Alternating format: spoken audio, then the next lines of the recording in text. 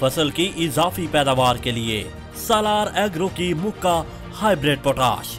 इसमें शामिल मुनफरिद अज्जा जिससे होगी फसल की 25% तक ज्यादा पैदावार।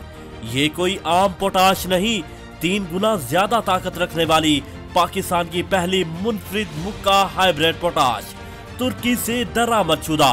अगर आप गंदम की 40 मन फी एकड़ पैदावार ले रहे हैं, मुक्का पोटाश इस्तेमाल करने से आपको मिले गंदम की 60 मन फी एकड़ पैदावार।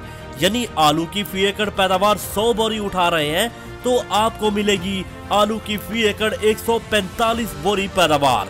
पाकिस्तान की पहली वाहिद मुक्का हाइब्रिड पोटाश, जिसको इस्तेमाल करने से गन्ने की 1800 मन, 70 मन गंदम, 50 मन कपास, 150 बोरी आलू, सुपर बासमती चावल 70 मन तक पैदावार उठाई गई।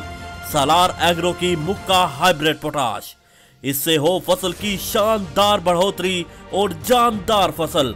देर पा असर रखने वाली पाकिस्तान की वाहिद खाद, जड़ों को फैलाए और पैदावार के ढेर लगाए। सालार एग्रो की मुक्का पोटाश, ज्यादा पैदावार का पक्का वादा।